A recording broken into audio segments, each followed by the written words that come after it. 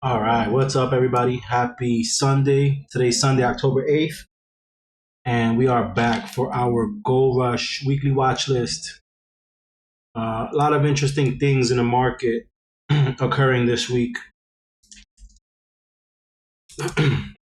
uh, but before we get into the non market stuff that are going to affect the market, let's look at earnings for this week real quick, and then we'll go through the economic calendar. So we are back into the what I affectionately call earnings season. So we're back in earnings season, and earnings season is essentially when all the bigger names, all the large caps report. You know, the Apples, Googles, Teslas, a lot of the banks report this month, and then some of the smaller names, but mostly pretty much every day for the next month you'll have a lot of companies reporting, which obviously have an effect on the direction of the market. This coming week, we have Pepsi reporting on Tuesday. We have Delta reporting on Thursday. We have Domino's, Fastenal, Infosys as well on Thursday before open. And then Friday before open, we have BlackRock, PNC, Wells Fargo, Citibank, right? JP Morgan as well. So Friday is going to be a big earnings day for banks. And that's usually how it is. That they usually wait till the end of the week. They usually do it on a Friday, Thursday or Friday. And yeah, because they know that however the banks go is going to have a massive effect on market sentiment, right? So banks are reporting this Friday, so we're going to watch out for that. In the meantime, during this week, we have a few items on the economic calendar. So there's some elevation in short levels on Fisker, Novavax. Let's see, SPCE and REPL have increased volume activity. There's a few IPOs this week. Let's see. The quiet period ends on ARM Holdings, ARM, to free up analysts to post ratings. So I expect some volatility there. That's on Monday. On Tuesday, we have Amazon has a 2-day Prime event starting on Tuesday. And there might be something in their competitor market of Target, Walmart, and Best Buy. Adobe has an investor meeting, and LVMH Group releases some quarterly earnings, which may affect the retail market particularly. Let's see. There's Fed minutes coming out on Wednesday at 2 p.m., so that's going to be a very volatile time. And then Thursday is pretty much earnings watch. CPI reports comes out 8:30 in the morning on Thursday, so that's going to be again another catalyst. And then we got the banks on Friday, which are going to be the big catalyst, right? Between the Fed minutes, CPI, and then the bank earnings. I think that's the biggest items in the market to watch for us for this week. So going to the charts, and then beyond all that, it looks like Palestine's making a move on Israel, and so that is a very important catalyst for the market, because when Russia went in and invaded Ukraine, there was the market had a massive effect on the market, where it kind of changed the direction and made things go in a certain way. So we'll be watching that. I have a special set of tickers, thanks to DYT for us to take a look at and potentially make some money on. As unfortunate as the situation is, it's our job to position ourselves to capitalize on. And if you don't like it, then you can just, it's fine, right? If you don't like it, it's fine. I would just sit out. Maybe just trade the regular market, or maybe just take the rest of the month off, right? Take a month off. But let's get into it. So I'm looking at ES right now. I got ES futures on my chart right now. And the reason why I usually look at SPX, I wanted to look at ES because I wanted to see where we were at the open, which is as of 6 o'clock. So we're forming an inside bar within a Friday's candlestick. If you were trading with us Friday was an absolute monster day. Everything went crazy on Friday. You could have bought calls anywhere and just printed money. But that being said, we are inside bar right now. Another thing, there's not much to be said about it. Break the upside, target the top. Break the bottom, target the bottom. I target this demand, what seems to be a demand down here with all these lower wicks for ES. Looking at and then that's SPX. We'll see how it opens tomorrow in the morning. QQQ, pretty much same setup. I'm sure if we look at NQ futures, then yeah, we got the same kind of inside bar as we did on ES. So there's nothing we could really do with that. I mean, right now it's red, but it's not tiny. It's not massive. It's a very, very tiny bar. 3 hours worth of price. A little bit of buyer stepping in at the bottom of it. So it seems like potentially the situation in the Middle East isn't going to affect the overnight market. It might come in and affect the morning market, right? When the rest of the volume comes in and the investors actually come in and start to make a move. So that's that. Nothing much there, right? Now, if we do, for whatever reason, if the market does decide to rip, then we're going to target the break of the day high. We have some volume here. The highest volume here is at 365.15. Above that, we can break into some of the volume of this candlestick here. I'll be targeting above 364.88. I'll be targeting 366.33. Right, and then above that we got 368.43. That would be the kind of the main target for me if we do break to the upside. Now, if we break to the downside, I would just target the bottom half of this candlestick, right? Target the 50% point and then target the bottom half of it. You can go ahead and I usually just draw a fib and I like to mark where my 50% line is right there. So the first target would be, hit the 50% mark and then from there work our way down to the bottom. Where there seems to be a bunch of buyer interest, but let's see how interested they are once the market opens tomorrow. Let's see. We're looking at XLE. Let me just go ahead and, for the people who are online, let me go ahead and throw my, where is it? Go ahead and throw my watermark on. All right. So XLE, energy, I think energy usually in the wartime usually does well. So for XLE, I would go ahead and target break above day high. Anything above this volume shelf here, 86.07, where that little green line is right there. Anything above that would be safe, but I would, for those who want to be absolutely safe, I would target break of day high, 86.50, and then target the previous day's high.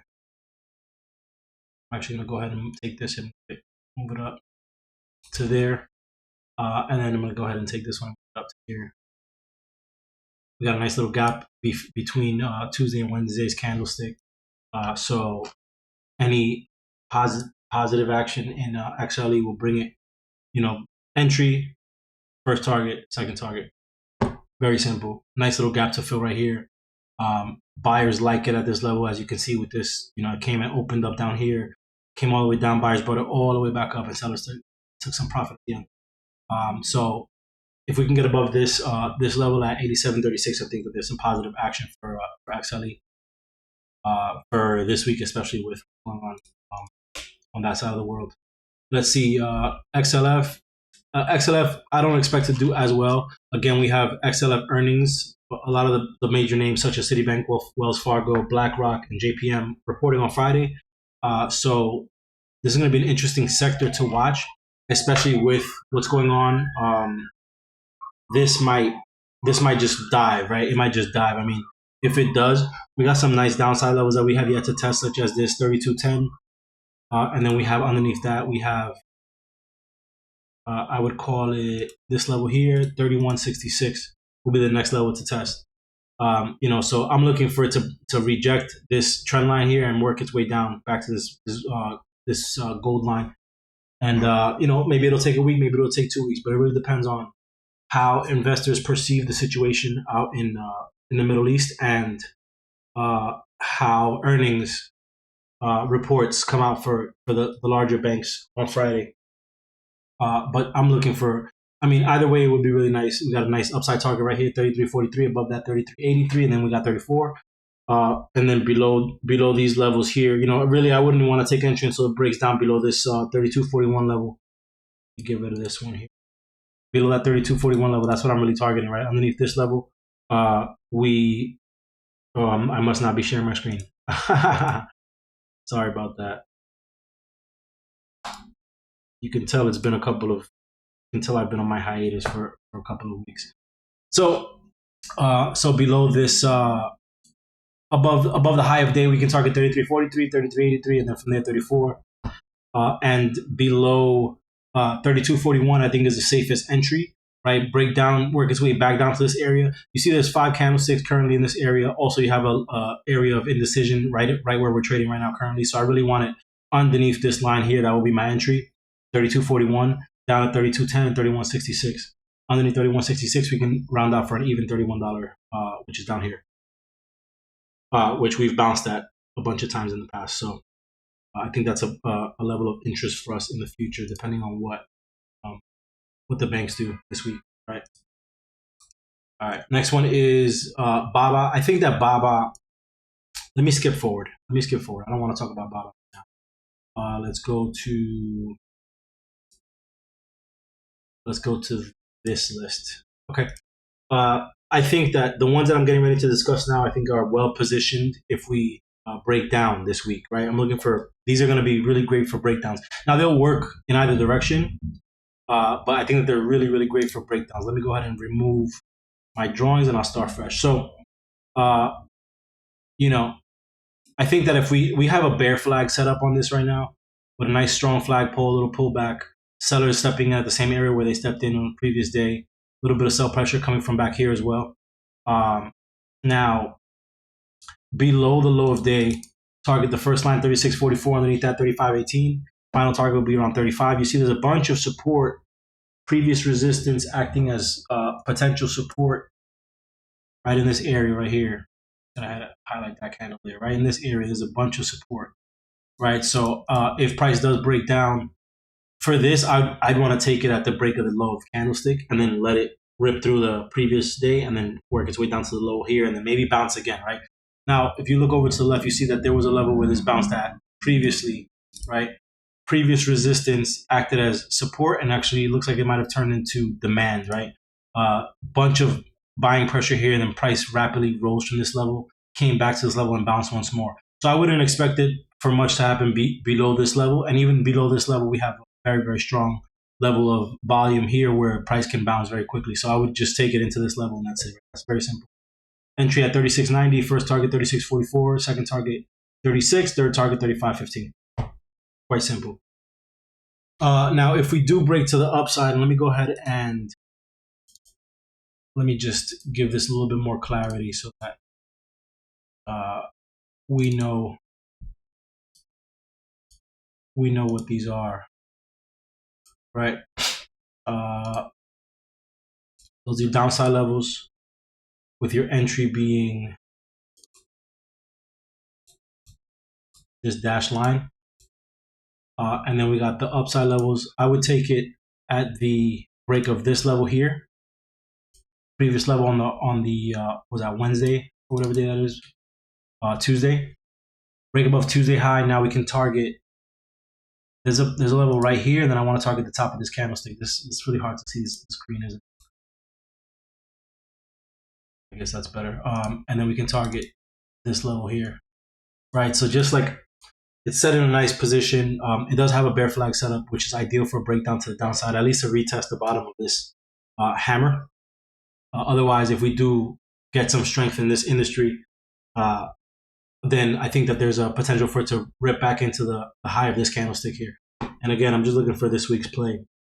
I don't think this particular setup has something that we can predict for the next couple of weeks at the moment, only because there's a lot going on in the world that can affect the market, and I don't want to call the direction. We got to let the direction show itself. So, but I think that it's set up for good move in either direction. Let me go ahead and change the color.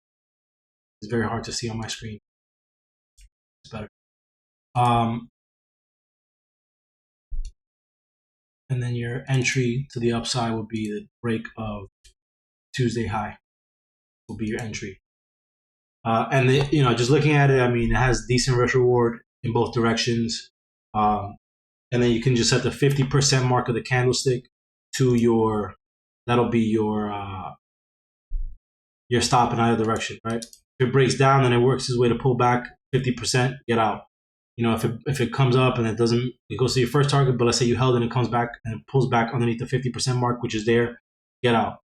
I like to use fibs to measure moves on these things. Let me go ahead and just leave the 50% for illustration purposes. I'll just change the color. That'll be your stop loss level. for either move, either direction for CCJ. And I expect a big move out of CCJ this week. Next one is DKS. I love DKS for a downside. We did have that breakdown after earnings, and then we kind of wedged a little bit. I wanted the gap fill, but we rejected at the highs, and then went sideways a bunch, and then broke down to the downside. Retested previous support as resistance and came back down, right? Kind of a bear flag, a bull flag breakdown. Look at it on the 2-day, looks a little bit better. Breakdown, pullback, continuation.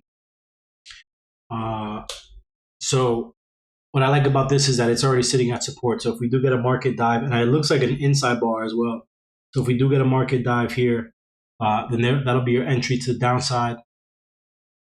You can take the nice, simple, and it's up to you if you want to wait until it just breaks down below the previous day's high. But I think that the day high, the Friday low will be just a very, very clean entry. There's no reason for it to bounce at this level at 101.61. If it's going to rip down, it's going to rip down either way, right?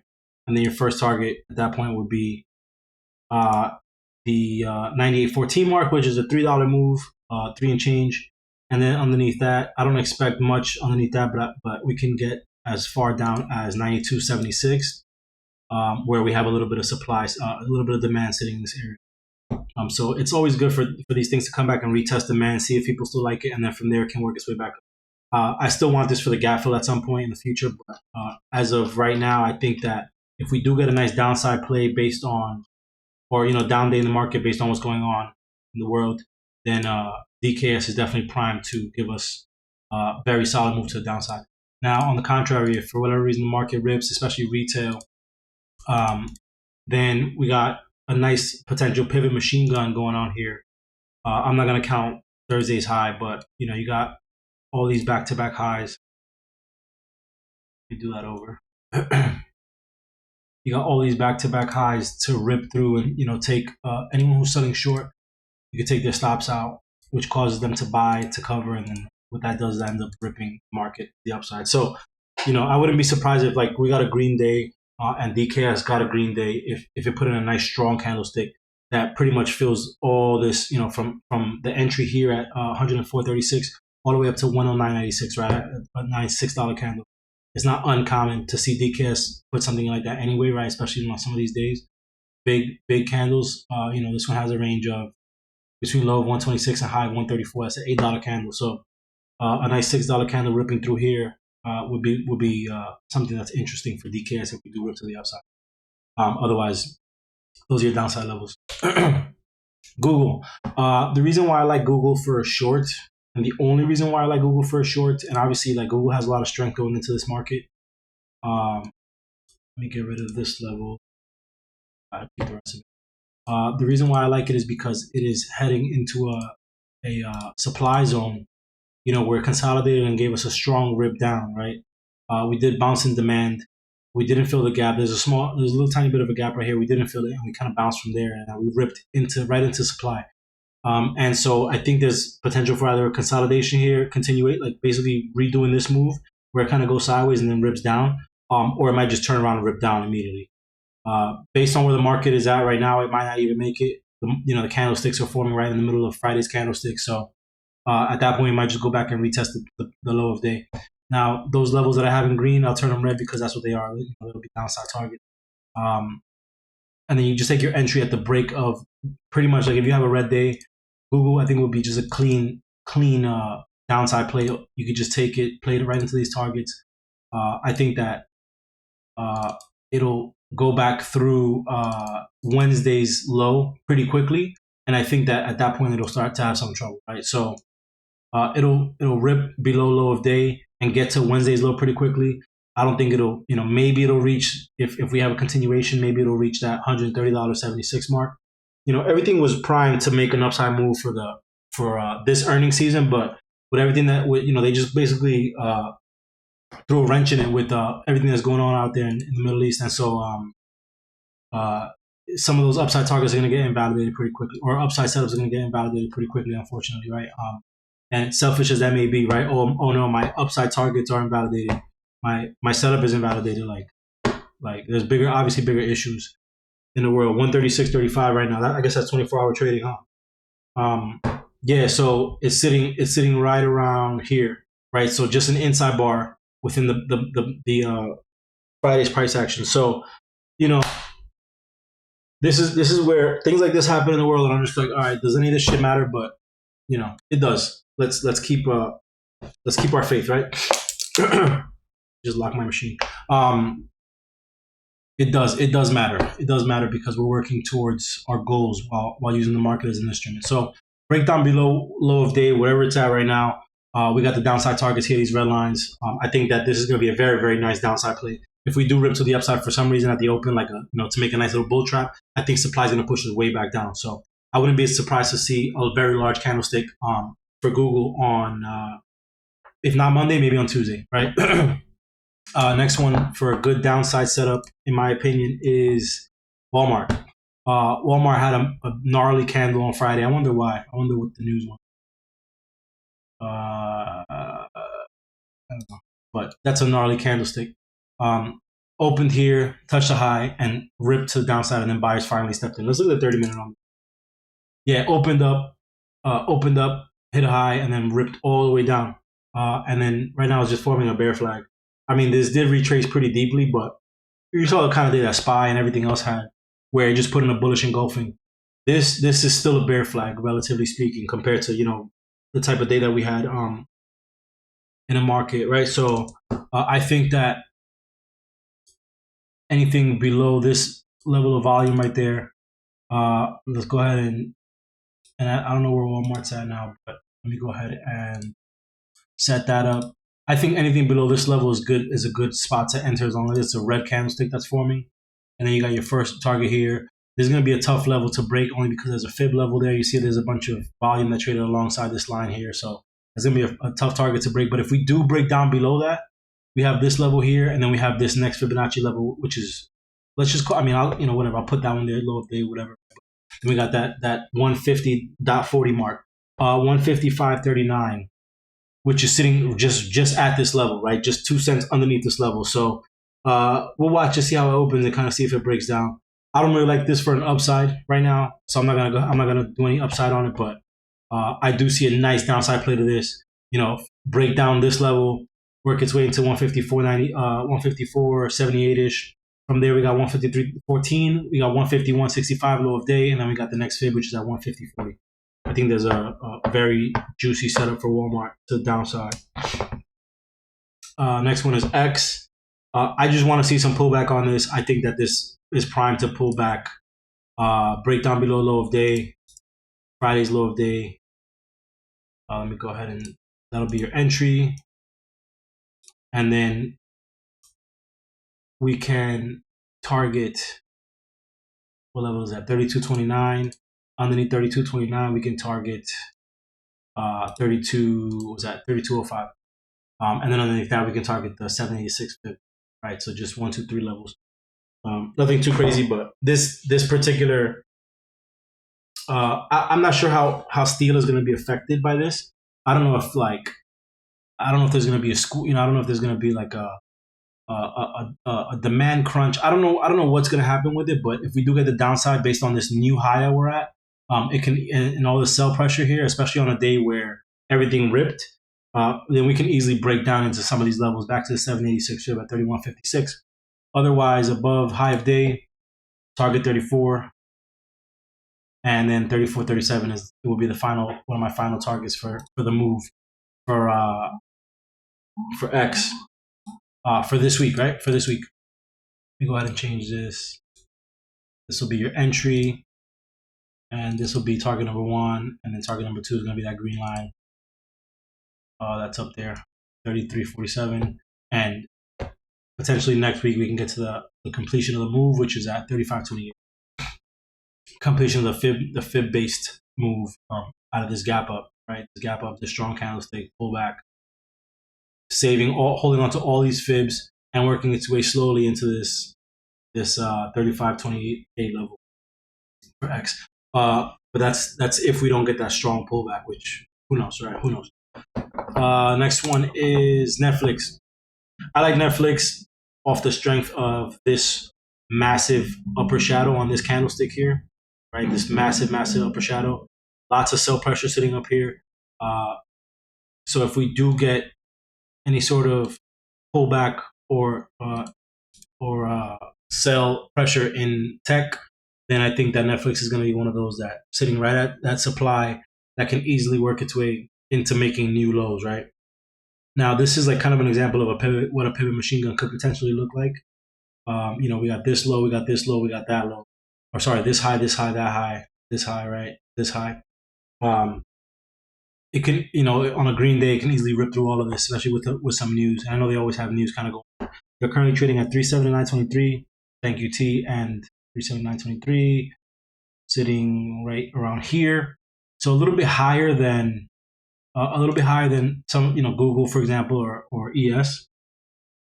Yeah, that Robinhood 24-hour Robinhood trading is pretty interesting. The only thing with that though is I'm not sure how much volume there is there. That's something I want to look into, because if there's a lot of volume, then it'll be kind of a valid place. I just don't know, like if it's like 3 people trading, then it doesn't really make a difference for us. But if it's like hundreds of people trading, it might make just a little bit more of a difference. If it's like 3 people trading, but they're billionaire funds, then it might make a difference, right? So I just got to do a little bit of research on that front. But yes, Robinhood has 24 hours trading for those of you who are not aware, and I think that's quite interesting. But yeah, sitting up here, it can easily retest that supply and pull back. First target would be 50% fib. Where's my fib? 50% fib, which is that white line right there. Right there. At 375.15, that'll be the first target.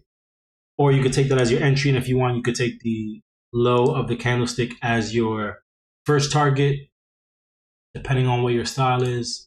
You know me, I usually get in on the first move. And then underneath that, we got the 356.63. And this will probably be like a 2 or 3 day move, right? To the downside, right? That'll be work. Enter here. First target, trim some if you have multiple, and sell your final there. There's a nice little supply zone sitting in this, demand zone sitting in this area where price usually bounces. On the contrary, let's say you want to play calls. If you take calls above the high of day, I just think it's an ugly upside setup personally. But if you did want to take it, and again, I think Jake is probably a better resource for this. He's a little bit more dialed in on Netflix, but if you did want to take it, break above day high. First target would be 382.52. Second target would be entry would be 382.52. First target 386.88. Final target 395. Let's call it.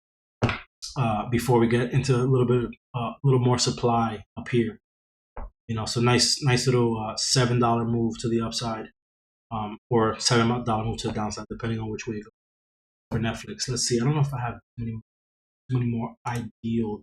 So yeah, I have to. All right, and then we'll get into the other list, which really can go either way. I like LRCX to the downside. The only reason is because we do have. Let me get something. Yeah. The reason why I like it to the downside is because we do have this bear flag. Let me go to the 2-day.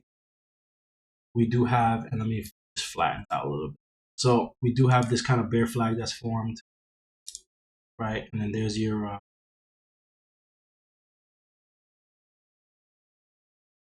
downside move. There's your retracement. Even if we draw a fib on this, go ahead and draw a fib on this. Reactivate some of these levels. You can see where it's pulling back. Everything, let's go back to. So it's pulling back and selling right into that 61% fib. Right now it's holding a 78% fib, and underneath the 78% fib, I think that it can break back down into 100% of the move, which will put us at $602.63, which I'll color red. I'll give it a solid line. So your entry for this one would be breakdown of the fib at 66, whatever this is, 628. What is it? 628 and change, whatever that is, whatever that number is. This level right here. Can't pinpoint it. This level right here. 626.47. Underneath that level, breakdown, touch the low of the move. Underneath that, we have one target here where we might make a little pit stop, and then the final target for the move would be the 535. Now, 535 sounds like it's a long way away from 628. But we do have good sell pressure here. We have a lot of negative sentiment in the market right now based on what's going on overall. And then I think that, yeah, we have war, and then we have Fed minutes coming out on Wednesday. We have CPI coming out on Thursday, and then we have bank earnings on Friday. Now, the only good thing that we have in regards to those numbers is the interest rates have been quite high for some time, for mortgages and for loans and things like that. And typically the banks tend to do very well in those environments. So that's like kind of the saving grace of the week. But I think CPI is going to be higher. I think that the minutes are going to reflect potentially something that's happening. They're going to reflect what's been going on in the news, and I think that that's not going to be good for us, especially with I think the United States announced additional aid out to Ukraine as well as aid to Israel, right? And so taxpayers' dollars. It's just a lot of expense, like high expense with very little return for the investing community here, right, in the States. And so what tends to happen as a result of that is people tend to take their money out of the market. They tend to put their money on the sidelines and wait for better opportunities, essentially. So that's just a perfect storm for this to break down and work its way down to make a nice 80-point move to the downside over the course of a week or two, right? So that's what I'll be targeting for LRCX. Let me go ahead and just draw this out here. That's like, it is a stretch, yes, but I mean, 2 weeks ago we were way up here at 713, and now we're at 628, right? 90-point move down. What's another 90-point move down to put us back into previous demand, right? So LRCX, I think, is another good one. CAT. I think CAT is the second to last one on this list. I like CAT. Same reason I like, what was it? Where is it? DKS. Same exact setup for DKS. It's sitting right at that support, right? It's sitting right at that support level. This was my range. I think I set like a 3-day or something like that, or a 2-day. There was something I did, but we got that gap up. So I had that level that I was looking at for it to kind of return to, which it did.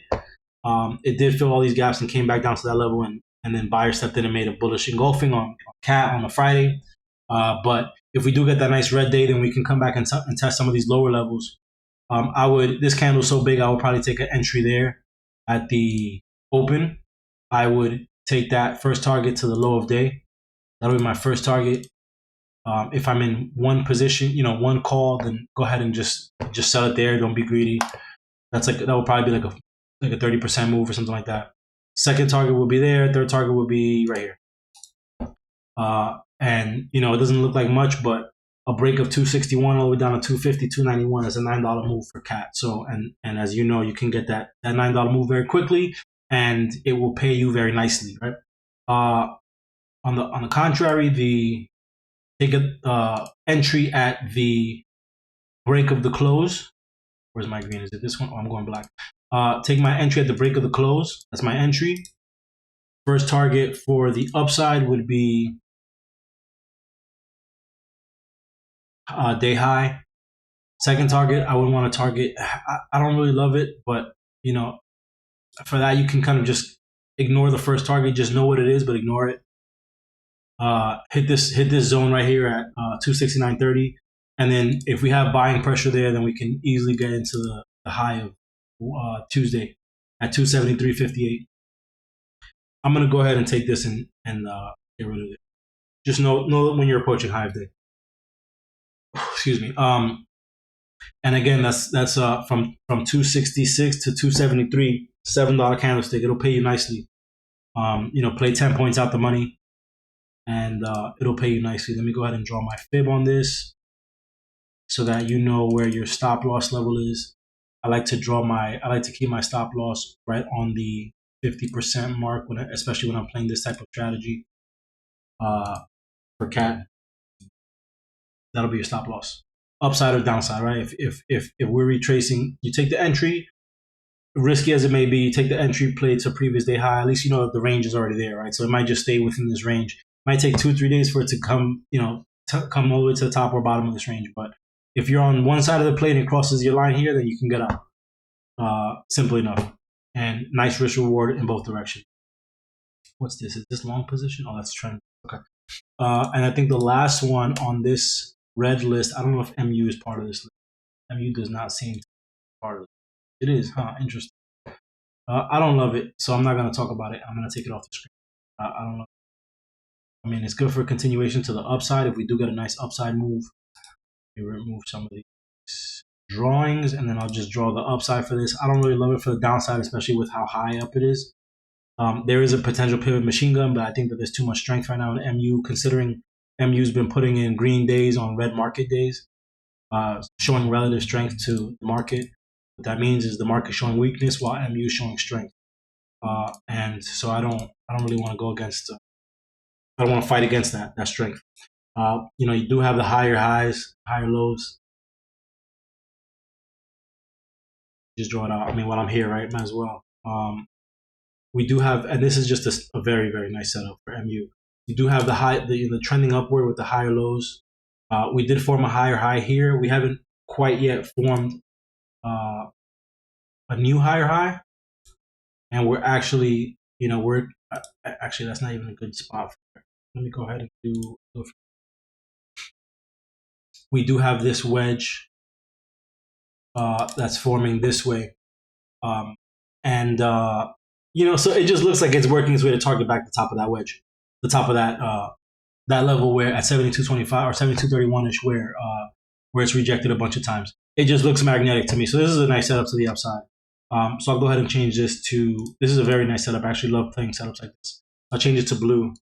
And then the blue category that I have here, I'll just go through these names real quick. We just did MU, so we can hold on to that one here. Let's do Apple, and then we'll do this one. All right.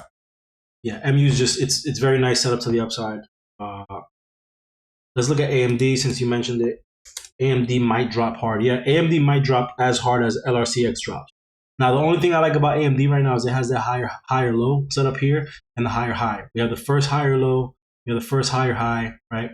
Now, it really is meaningless compared to where the trend is, right?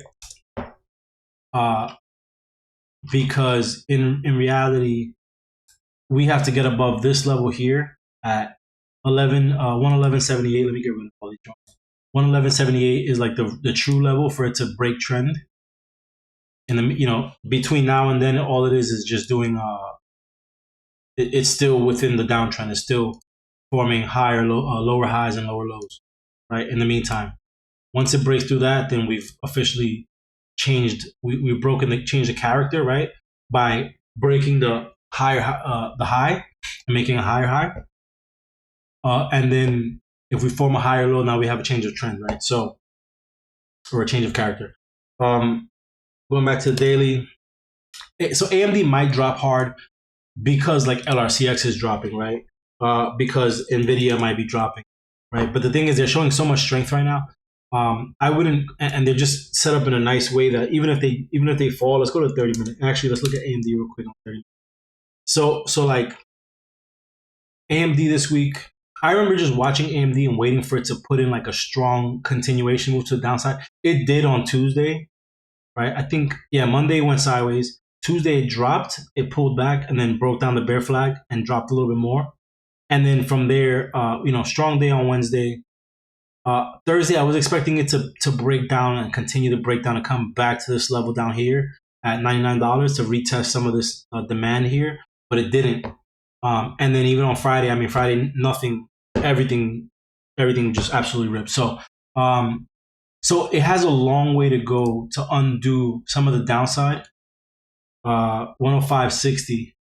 105.60 is right here. So it's underneath the majority of the volume on Friday.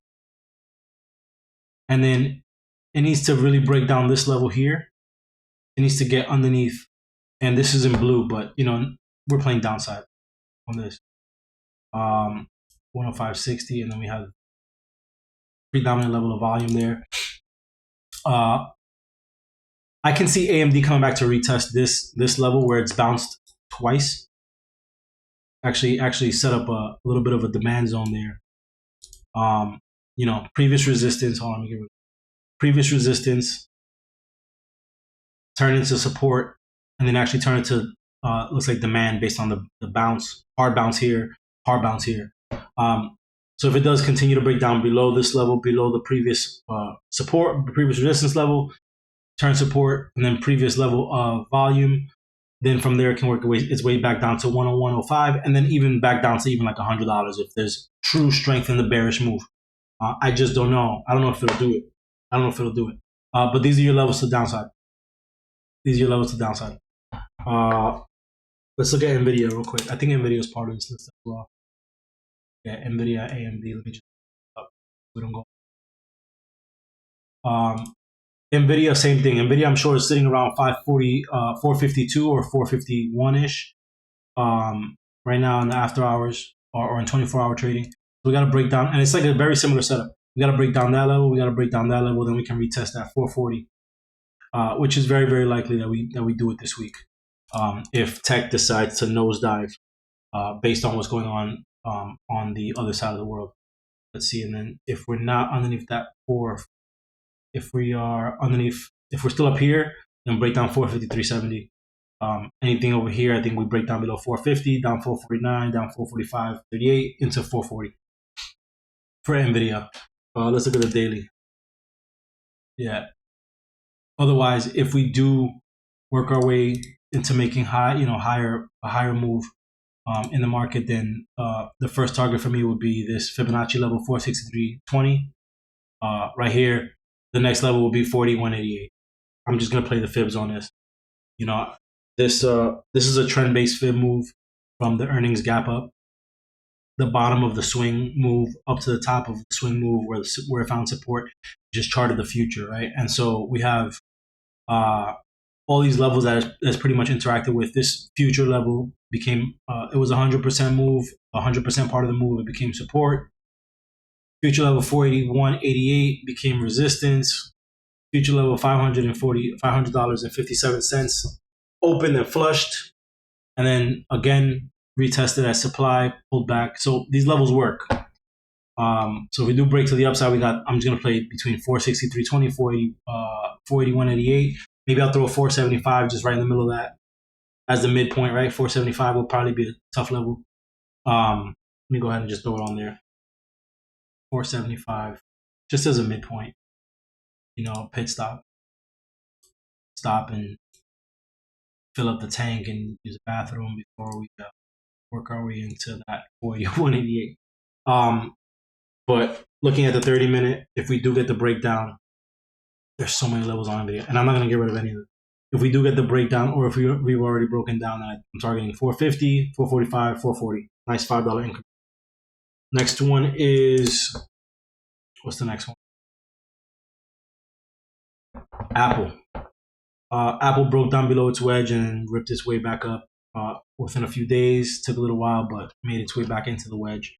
Now, Apple's going to be the one that decides where the market goes. So obviously, it's all eyes on Apple for me personally. Above 178.35, we got 180.96. Actually, I'm going to bring this level back down. I'm going to bring it back to this level. There, 180.30, right? So $2 move to the upside. Above that, we got 182.91 into the previous open below the gap, or above the gap rather. Now, if we do break down, I want to see it break below 175.18, and then you play these levels to the downside. 173.57, 171.96, and 167.45 if we do get a nice red day. I don't think that we'll get that 176.45, or sorry, 167.45, unless Apple opens below some of this level here at 171 and change. But that's the only way that it'll probably reach that in a day or two. But at the end of the week, it might come back down to that 167. Right at the end of the week, it might hit that 164.82. Really depends on how badly tech gets hit. how many investors want to sit on the sidelines based on what's going on with Israel. Next one is Amazon. Now, this category in blue, I have these are just the ones that I'm like keeping on ice for now.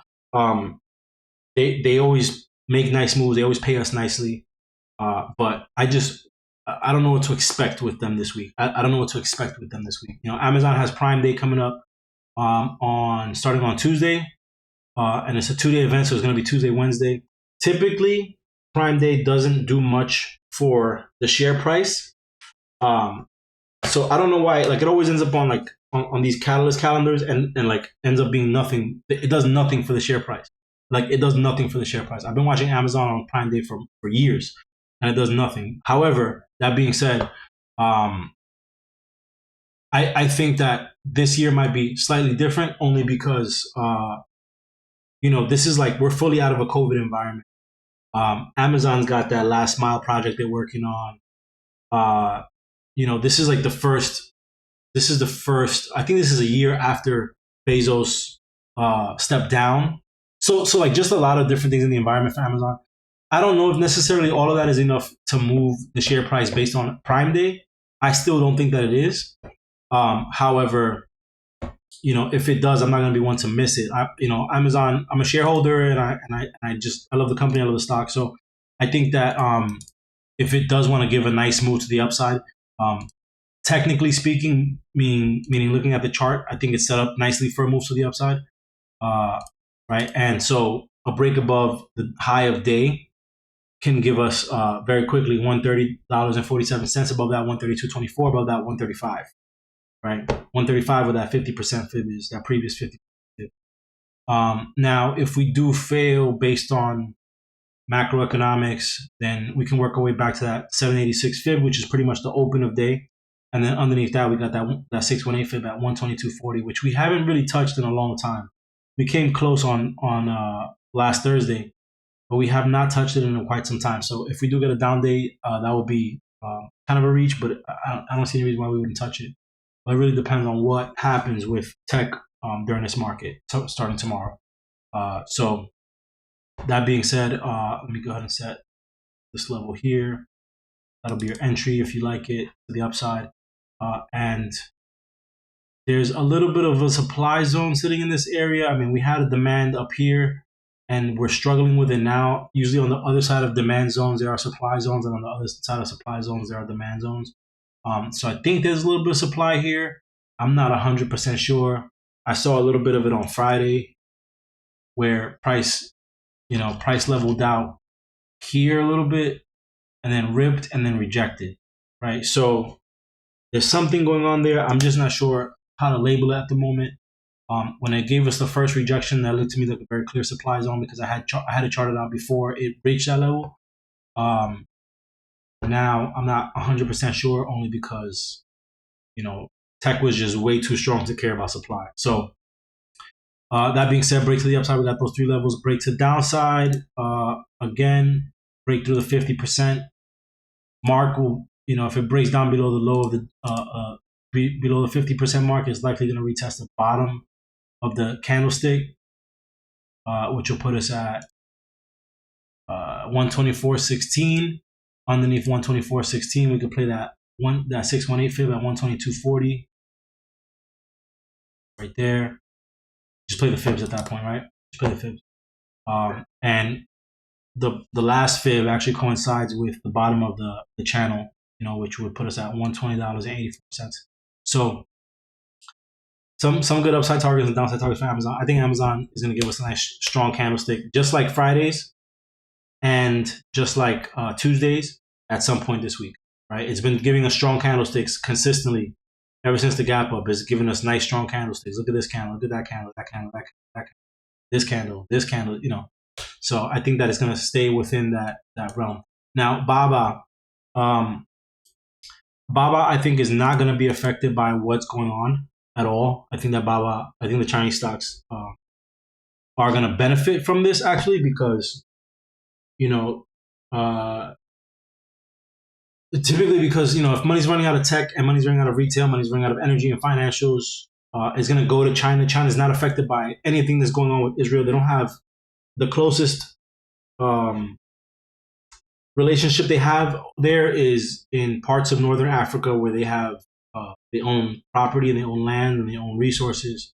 But for the most part, I think that China's camps and China's encampment and China's colonialism in Africa isn't affected by what's going on. And so I just think that there's going to be a nice strong move for Baba. If there's a strong move, Baba is going to be one to receive it.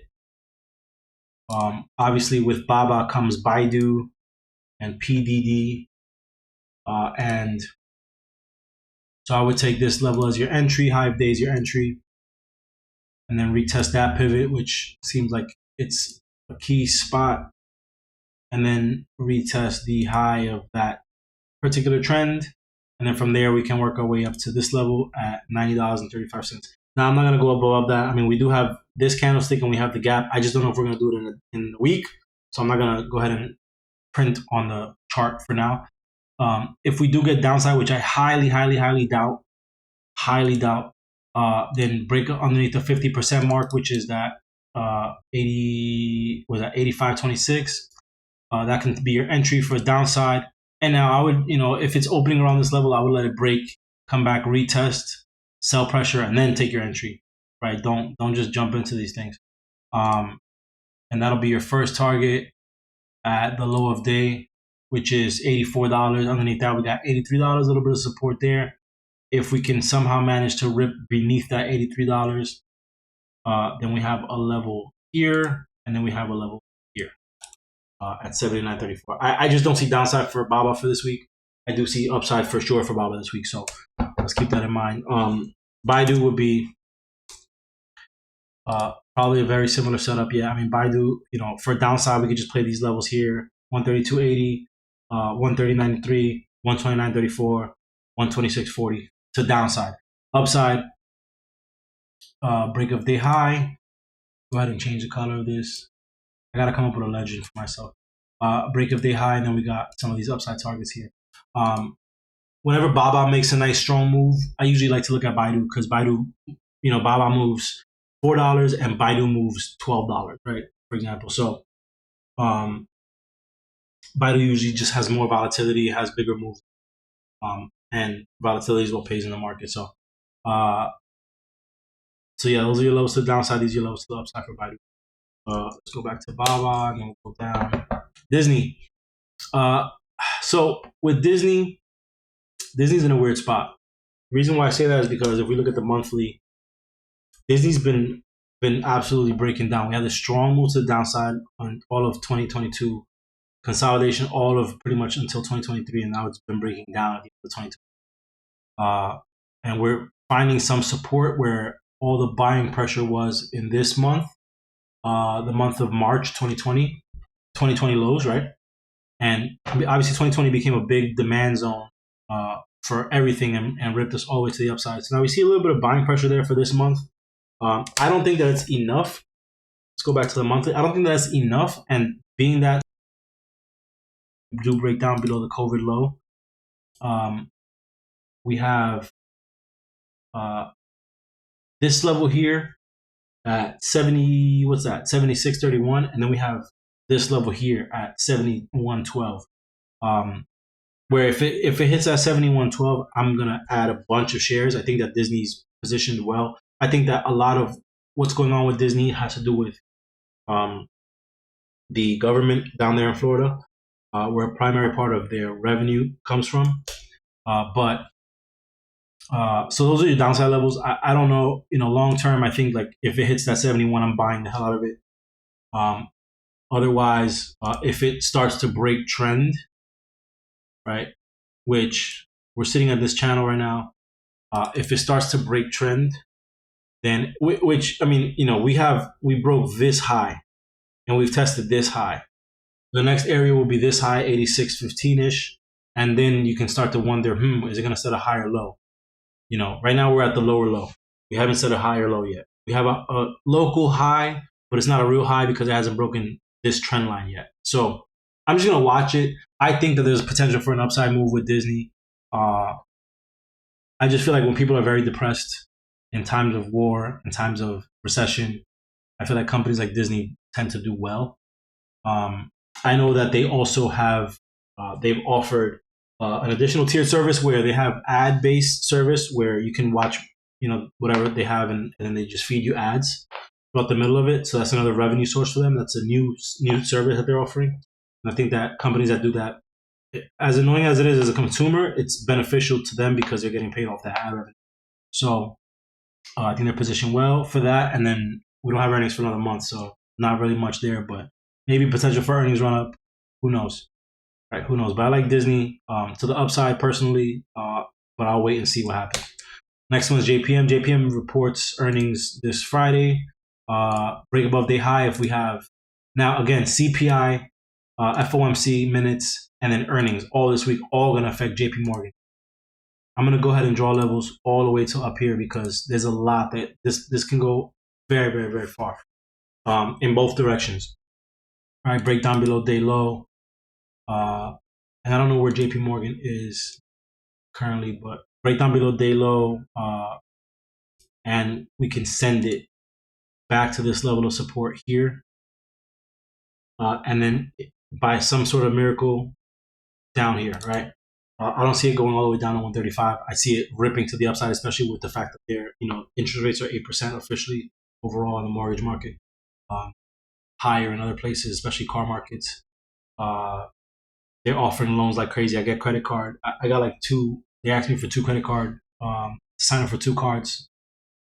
Just today, actually, I went and got the mail and saw it. So they're doing just fine. But we'll see. We'll see what happens.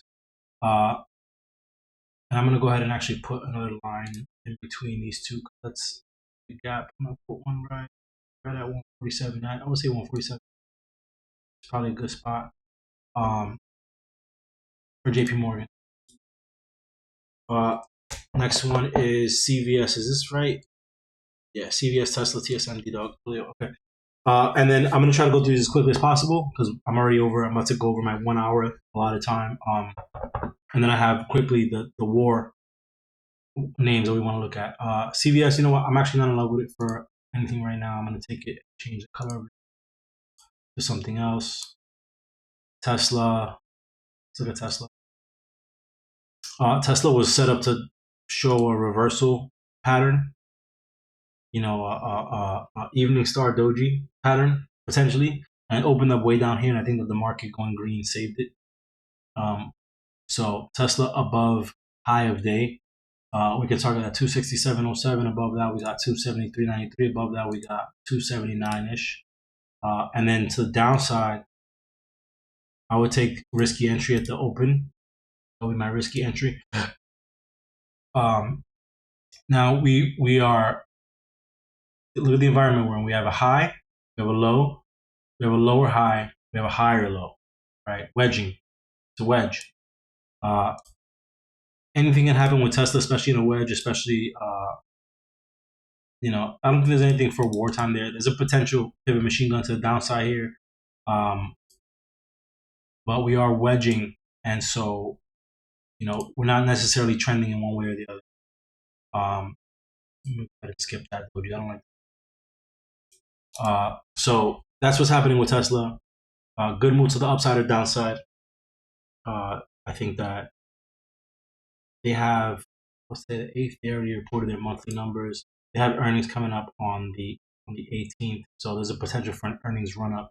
I think that they lowered their prices to push volume, which was part of their plan as of 2 quarters ago, and so they're working well on that. Let's look at the rest of the financials.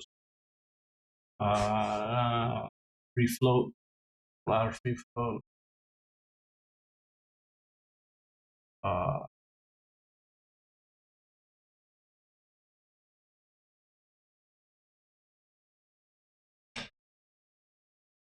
Yeah, I mean their profits have increased year over year.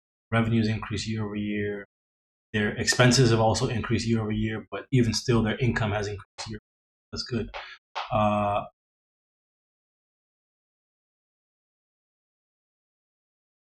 yeah, I mean, revenue to profit, they're like at zero. I think we're going to hear about, and I don't know where we are with it, but Tesla is licensing, and I knew they were going to do this, and this is such a smart move for them.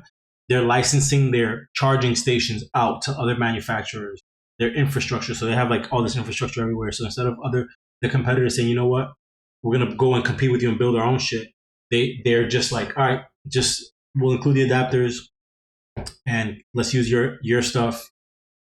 Update the firmware to include a Ford or a whatever the hell Toyotas or whatever, everything else that's hybrid, Kias or whatever, right?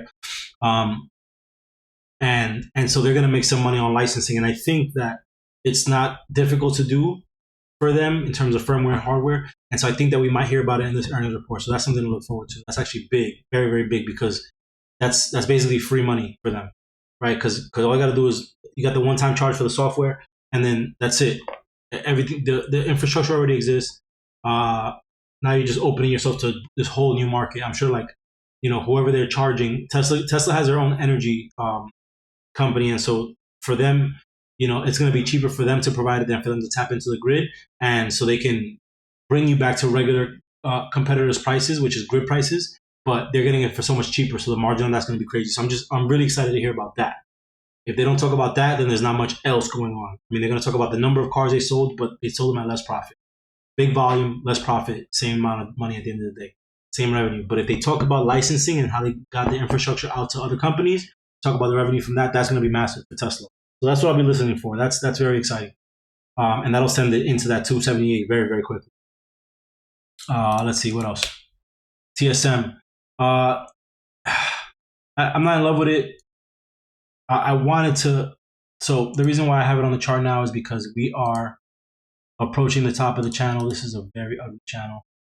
We're approaching the top of the channel, and we formed a higher low locally here, right here. Higher low, higher high. We got then the true high has to come out right here at 92.88, and then above that we got 96.98. I'm gonna take it off. I don't really like it right now. That's the reason I did want to talk about it. But I'm gonna go ahead and change that to orange.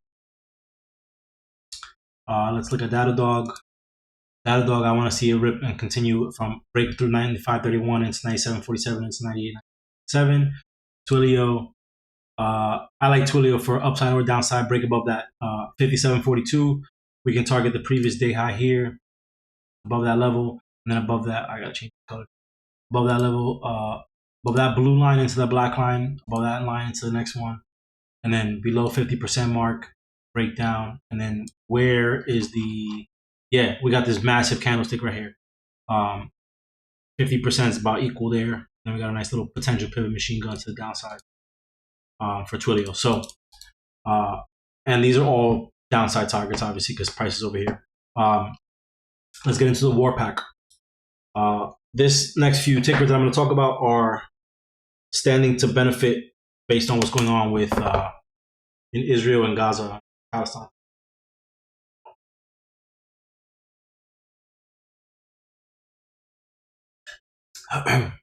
Now, word of advice: if you guys have any social presence online and you have an opinion about this, but you are, your page is dedicated to certain topics, I would keep your opinions to yourself. I don't plan on anybody talking about this stuff. If I hear anyone's talking about this stuff in the room, I think that we're going to just put them on mute until the situation resolves itself. I don't think that it's appropriate to talk about it. I think that everyone's entitled to their opinion, but in this particular room, I think that we should just keep things on topic. I'm not gonna be a dictator and be like, oh no, we can't talk. You can't. Like as adults, I think that we should just respect the opinions of others. I've seen a lot. I've had discourse among my friend groups, and I just think that it's scary for everyone, and everyone feels like because it's scary, they have to stretch to understand it, and because of that, sometimes people just grasp onto whatever the first opinion that makes sense to them, which may not be right. I think that everybody should get educated and listen to everything and gather all the data, even if it doesn't feel good to gather data. If you decide that you want to formulate an opinion, and if you don't care, that's fine. I'm telling you right now, this is a safe space to not care. because like we all have our own problems that we deal with in our life, right? And if you want to keep it to trading, that's perfectly fine. Don't have shame. This is a safe spot for everyone. So that being said, LMT, Lockheed Martin, they make weapons. Those are your levels, right? Above $400, as long as it stays above 400, it'll rip through into that 417 final target. There's a potential pivot machine gun there. I'm actually going to open up Robinhood and see what I'm interested to see what the price is for these. LMT. LMT is up 50 cents in the after hours. They're at 401.20. 401.20. So they're just above. They're just at this almost this entry level at 402. So rip through 402 and then potential pivot machine gun into the top, into the rest of this. With a catalyst, obviously, it's not just a technical setup. There's a catalyst there. So those are your levels for LMT. Palantir, beautiful setup. And I'm very excited as a shareholder of Palantir. I think the Palantir is doing really good work. I just don't know. I don't know what it's going to take for the rest of the market to realize that Palantir is actually, I think it's just like being held down because it was a Kathy Wood stock or whatever the case is. But there's a potential triple tap forming on this level here. Cup and handle, right? A little breakout. Above that level, we got Palantir is down 25 cents after hours, by the way. But then again, potential pivot machine gun there, rip through these levels. I know the Palantir's Foundry is technology that's used by some of these military applications out in the Middle East. So just something to keep aware of. It's currently trading at 16.33, so it's just down by 30 cents or so, 28 cents. Next one is KTOS. I don't know, Kratos Defense and Security. I mean, this is right. It's just a publicly traded mercenary company, right? Let's just call it. This does not make me feel good in my body talking about it. It is what it is. Those are your targets to the upside. Nice pivot machine gun setting up in this level, this area here. KTOS. And I'm not even going to try to chart these to the downside. If they give you downside, don't even play them. Don't even play them. Go play something else. If these are giving you downside, then go play Apple, go play Google, Tesla to the upside. This after hours is up by 1 penny. A lot of these are low volume anyway. Like this is a $15 stock. This is very, very low volume. So I don't think that there's going to be much to look at here. Let's look at the weekly on this real quick, actually. I just want to see, like there's a lot of upside on this. So, and it's in an uptrend. So, let's see what it can do. The next one is PAX.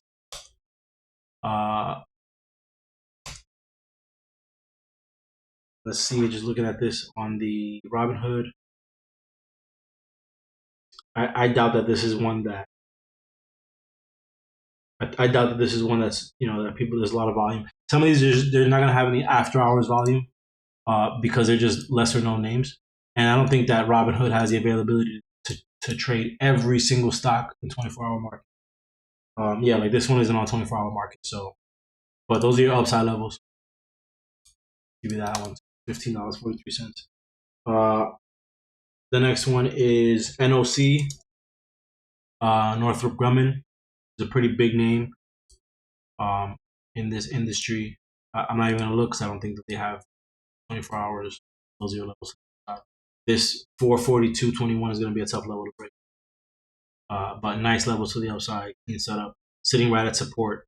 So if buyers like it, based on what's going on, send it, right? Let me just check just to be thorough. Yeah, there's no 24 hour on.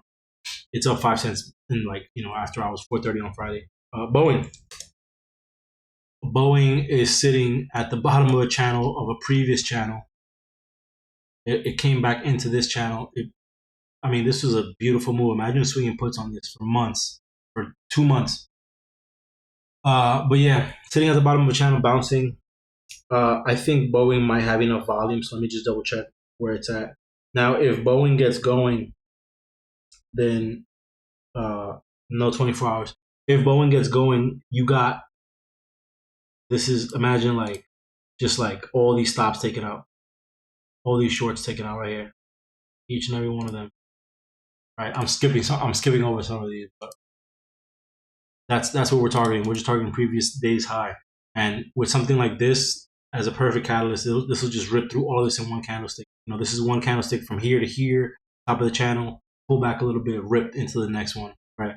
So I'm gonna go ahead and leave that. Yeah, they don't. It's like Apple, Tesla, Google, like some of the bigger names that get crazy volume in the daytime will probably have 24-hour volume. I don't think that a lot of these names are gonna be on. Last one is RTX. Yeah, I mean, this thing, just like Boeing, is just kind of like in a free fall, but this is a perfect time for this perfect catalyst to get this kind of woken up, right? If we get into this level here, then it can get really interesting, right? Into that $76 mark, rip right into that 80, right into this gap, and then things can get really, really interesting up here. We do have this island of volume that I'm not sure what will occur with it, and I don't even know if like this thing will be trading enough. This situation, this conflict will go long enough for this to get back into this level, right? I'm hoping that by the end of this week, we're talking about how, thankfully it got shut down fast, right? I have a feeling it's not going to.